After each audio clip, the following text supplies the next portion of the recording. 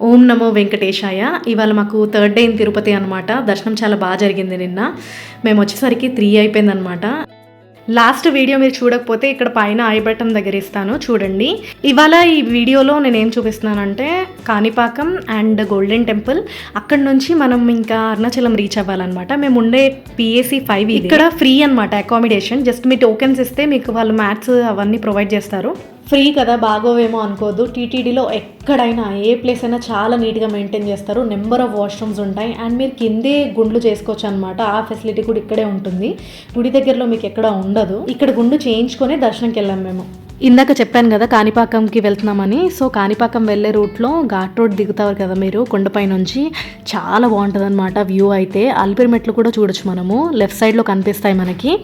ఇదంతా సగం నుంచి అనమాట. యాక్చువల్లీ ఎక్కడి నుంచో స్టార్ట్ అవుతాయి ఇవి. మేము అదంతా చూస్తూ ట్రావెల్ చేసాం. ఈ వీడియోలో నేను కొంచెమే పెడుతున్నాను అనమాట రూట్ అంతా, ఎందుకంటే వీడియో బోరింగ్ అయిపోతుందని చూడడానికి. ఎవరికైనా ఘాట్ రోడ్ చూడాలి అన్న ఇంట్రెస్ట్ ఉంటే నేను సపరేట్ వీడియో ఒకటి పెడతాను చూడండి.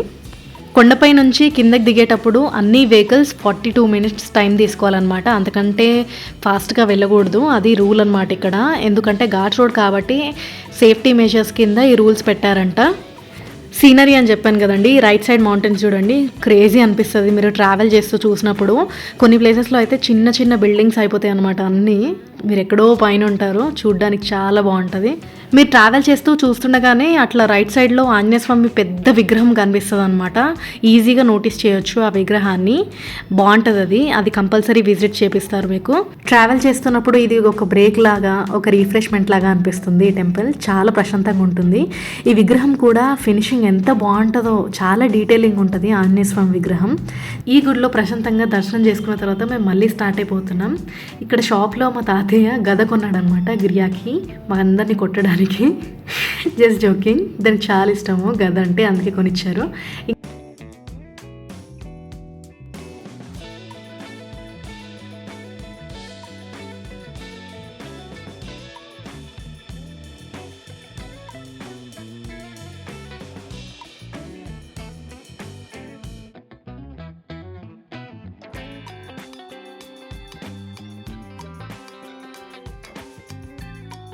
కాణిపాకం ఇక్కడ నుంచి 120 కిలోమీటర్స్ అనమాట తిరుపతి నుంచి. సో చిత్తూరు డిస్ట్రిక్ట్లో ఉంది ఇది. కాణిపాకం ఎంటర్ అయిన తర్వాత మేము లంచ్ కోసం ఆగామన్నమాట. హోటల్ తేజ అని. ఆ ప్లేస్లో చాలా బాగుంది లంచ్. ఏంటంటే మేము ఇప్పటివరకు తిన్నవన్నీ చప్పగా లేకపోతే తీయగా ఉన్నాయన్నమాట. సో ఇక్కడ మాకు కొంచెం బెటర్ అనిపించింది. టేస్ట్ చాలా బాగున్నాయి. గ్రియకి మేము వచ్చిన సెకండ్ డే నుంచి హెల్త్ బాగాలేదు. గుండు చేసుకున్న తర్వాత నుంచి బాగా బెదిరిపోయింది. అసలు ఫీవర్ స్టార్ట్ అయిందనమాట గుండులో. ట్రావెలింగ్ స్టార్ట్ అయినప్పటి నుంచి మేము కూడా పెట్టలేకపోతున్నాము. పెరుగన్నం, పులిహోర ఇలాంటివే.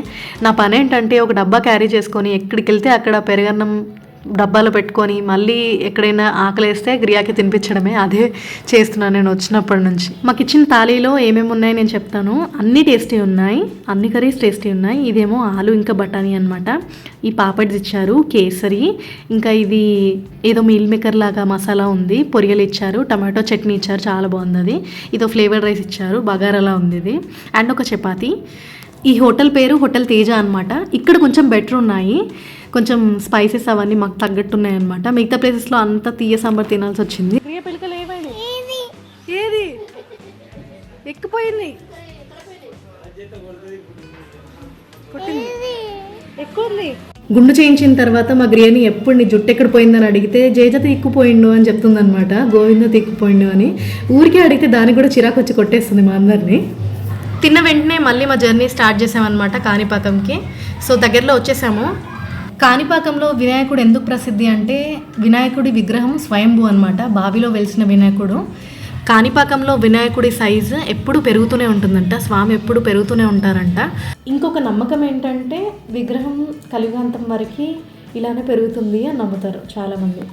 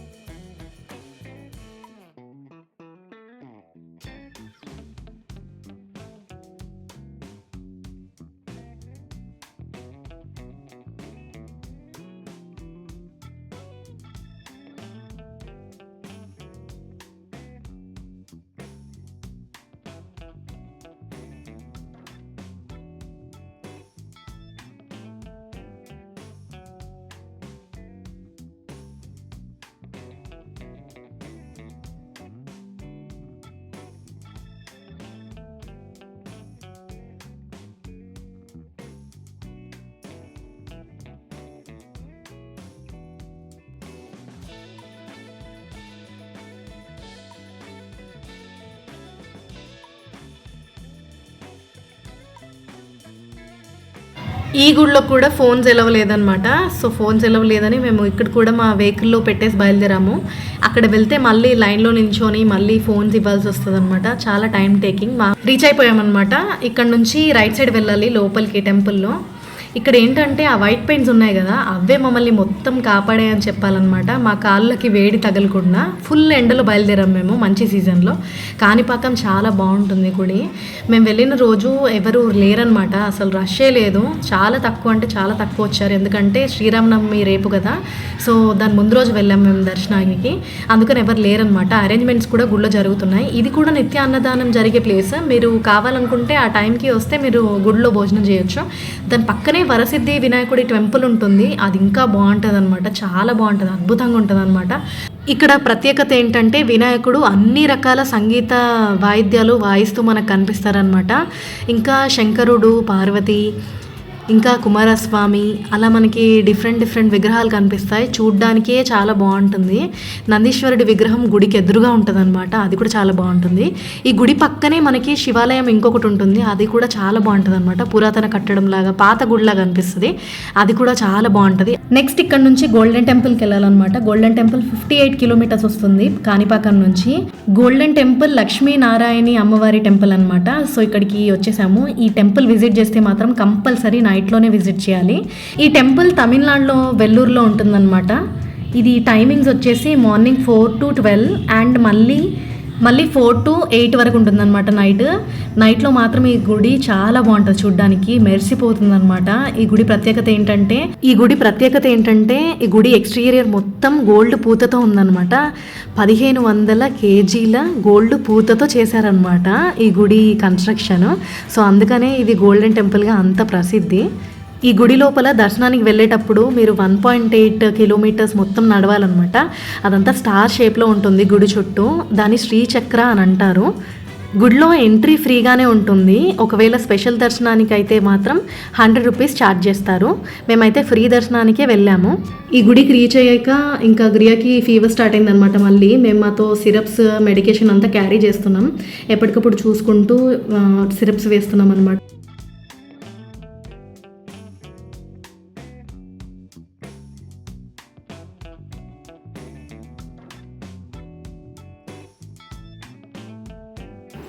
ఆ షెడ్ ఏరియాస్ నుంచి మీకు మొత్తం ముందు షాప్సే కనిపిస్తాయి అన్నమాట. డిఫరెంట్ స్టాల్స్ ఉన్నాయి. మేము స్ట్రైట్గా వెళ్ళలేము అనుకుని వెళ్ళామన్నమాట, కానీ కాదు, షెడ్లోనే మీకు ఎంట్రన్స్ నుంచి వస్తుండగా లెఫ్ట్ సైడ్లో కనిపిస్తుంది ఒక ఎంట్రీ. అక్కడ వెయిటింగ్ హాల్ ఉంటుంది, అక్కడ వెయిట్ చేయాలి. ఇంకా ఈ రైట్ సైడ్లో మీకు కనిపించేవన్నీ స్టాల్స్ అనమాట. లైక్ ఏమైనా కొనుక్కోవాలనుకున్న షాపింగ్ కోసం అవన్నీ అక్కడికి వెళ్ళి షాపింగ్ చేసుకోవచ్చు. ఇక్కడ అన్ని రకాల స్టాల్స్ ఉన్నాయన్నమాట.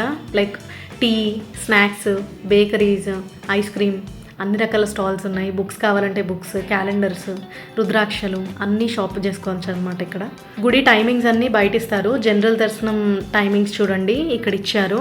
ఈవినింగ్ 6:30కి స్టార్ట్ అవుతుంది అని ఉంది. మేము వచ్చింది 4 o'clock అనమాట. చాలాసేపు వెయిట్ చేసాము. అసలు ఒక్క ప్లేస్లో చాలాసేపు వెయిట్ చేస్తే గంటన్నరకి మళ్ళీ నెక్స్ట్ హాల్కి పంపించారు. అక్కడ నుంచి నెక్స్ట్ హాల్.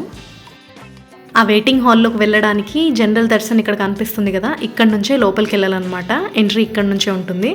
ఇక్కడ టికెట్ ఏం లేదు, డైరెక్ట్గా వెళ్ళిపోవచ్చు. నేను చెప్పినట్టు 100 రూపీస్ టికెట్ ఉంది కదా, అది స్పెషల్ దర్శనానికి అనమాట. దీనికేం టికెట్ అవసరం లేదు. ఇక్కడ రైట్ సైడ్లో కనిపిస్తుంది కదా, అదే వెయిటింగ్ హాల్. వెళ్ళి అక్కడ కూర్చోవచ్చు. అండ్ ఇక్కడ టాయిలెట్స్ కూడా ఉన్నాయి, చాలా నీట్గా ఉన్నాయి. మేము ఈ వెయిటింగ్ హాల్లో దాదాపు 1.5 hours కూర్చున్నాం అనమాట. ఇక్కడ కూర్చున్న తర్వాత మాకు తెలిసింది ఏంటంటే 6 o'clockకి దర్శనం స్టార్ట్ అవుతుంది. సో 6 వరకు ఇక్కడ కూర్చోవాలి అని. మేము 5:30, 6 వరకు మాకు వేరే హాల్కి పంపించారు. అక్కడ నుంచి వేరే హాల్. తర్వాత లాస్ట్కి అందరినీ క్లబ్ చేసి ఒకేసారి లోపలికి వదిలారనమాట. ఇంత బాగుంటుంది అనమాట లోపల గుడి. అస్సలు ఫోన్స్ ఎలవ్ చేయరు. ఒకటే ఉంటుంది మనసులో, భూమి పైన ఒకవేళ స్వర్గం ఉండి ఇంత బాగుంటుందా అని అనిపిస్తుంది అనమాట. దర్శనం జరిగిన వెంటనే మేము అరుణాచలం స్టార్ట్ అయిపోయాము. మేము అరుణాచలం రీచ్ అవ్వగానే ఫుల్ వర్షం అందుకుందనమాట. సో ఇక్కడ స్టే తీసుకోబోతున్నాము. తీసుకొని మార్నింగ్ లేచి గిరి ప్రదక్షిణకి వెళ్ళాలి. మా స్టే అదంతా నెక్స్ట్ వీడియోలో చూపిస్తాను. Thank you for watching this video. ఇంకో వీడియోతో మళ్ళీ కలుద్దాం. అప్పటి వరకు హక్కున మటాటా. Don't worry, be happy. Thank you.